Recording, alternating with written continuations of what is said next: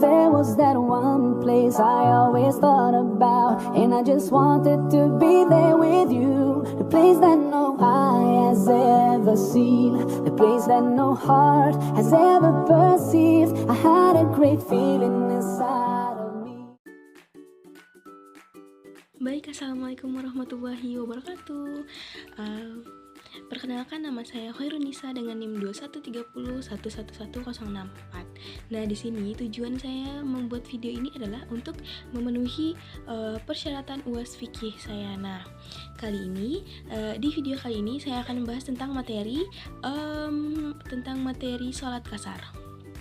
Nah, sebelumnya saya ada cerita. Suatu hari, Adit pergi liburan ke kota bersama keluarganya. Ayahnya mengajarkannya tentang sholat kasar, yaitu sholat yang diperpendek jumlah rakaatnya. Saat dalam perjalanan jauh, misalnya sholat zuhur yang biasanya 4 rakaat menjadi 2 rakaat, sholat asar 4 rakaat yang tadinya 4 rakaat menjadi 2 rakaat, sholat isya yang 4 rakaat menjadi 2 rakaat. Nah, Adit merasa senang karena meskipun dalam perjalanan, ia tetap bisa melaksanakan sholat dengan cara yang lebih mudah. Saat berhenti di rest area, Adit bersama ayahnya melaksanakan sholat zuhur qasar, dan ia merasa sangat bangga tetap beribadah dengan benar selama perjalanannya. Nah, yuk langsung aja kita masukin materinya.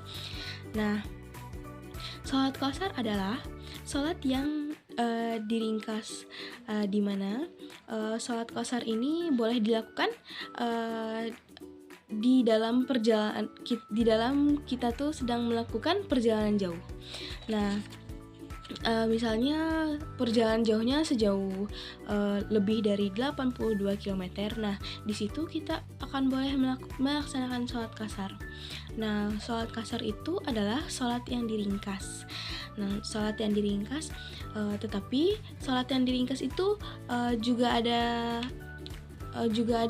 macam-macam sholatnya, kayak sholat zuhur, sholat isya, sholat asar, sholat yang jumlah rakaatnya hanya terdiri dari 4 rakaat. Tetapi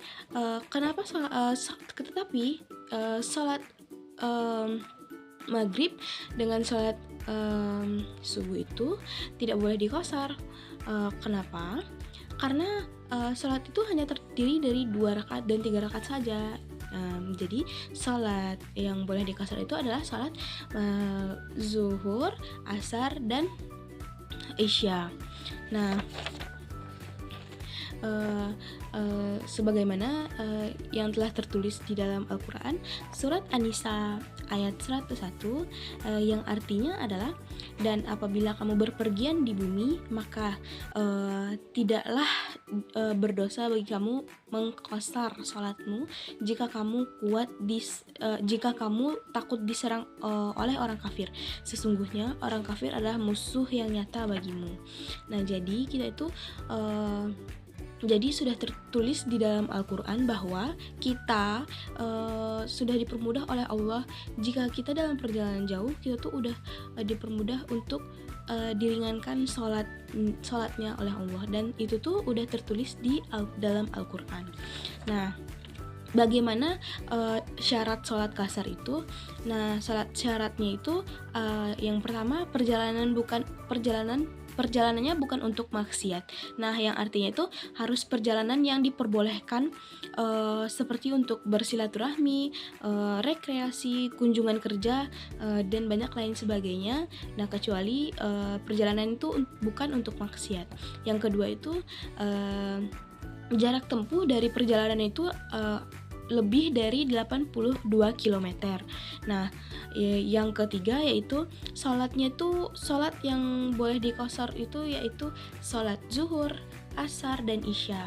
Yang keempat, perjalanan masih berlangsung sampai terlaksana sholatnya. Yang kelima, niat qasar dilakukan pada sholat takbiratul ihram. Yang 6. Tidak bermakmum pada orang, artinya tidak berimam. Jadi dia sendiri yang tidak sedang melakukan perjalanan atau musafir. Nah, cara mengerjakannya, niatkan dulu untuk mengerjakan sholat qasar karena dalam perjalanan jauh. Yang kedua, sholat yang boleh diqasar yaitu sholat zuhur, sholat isya, dan sholat zuhur, asar, dan sholat isya. Nah, yang ketiga, jadi yang ketiga sholat zuhur, asar, dan isya itu diringkas menjadi 2 rakaat. Yang keempat, mulai dengan takbiratul ihram seperti biasa. Yang kelima, ruku sujud seperti biasa. Yang keenam, setelah 2 rakaat duduk tasyahud akhir dan membaca selawat. Yang ketujuh, seleraskan sholat dengan memberikan salam ke kanan dan ke kiri. Selesaikan sholat dengan memberikan salam ke kanan dan ke kiri. Nah, jadi itu materinya. Nah, problem di sini kenapa harus diqasar? Kenapa tidak dijamak saja? Karena mungkin lebih efektif diqasar karena tidak meringkas sholatnya. Nah, di sini sebagaimana saya telah menyampaikan tadi, karena di Al-Quran juga sudah tertuliskan bahwa di surat An-Nisa ayat 101, dan apabila kamu berpergian di bumi, maka tidaklah berdosa bagimu mengqasar sholatmu. Nah, jadi Allah telah memberi 2 sholat keringanan, yaitu sholat qasar dan sholat jamak. Nah, jadi tidak ada yang efektif dan tidak efektifnya, karena kedua sholat ini itu tuh adalah keringanan bagi kita yang dikasih oleh Allah. Jadi kita boleh melaksanakan sholat qasar, kita boleh melaksanakan sholat jamak. Tidak ada yang tidak efektif dan efektifnya. Nah, sekian dari saya. Assalamualaikum warahmatullahi wabarakatuh. Mohon maaf jika ada salah kata atau salah sampaian dari saya. Bye bye.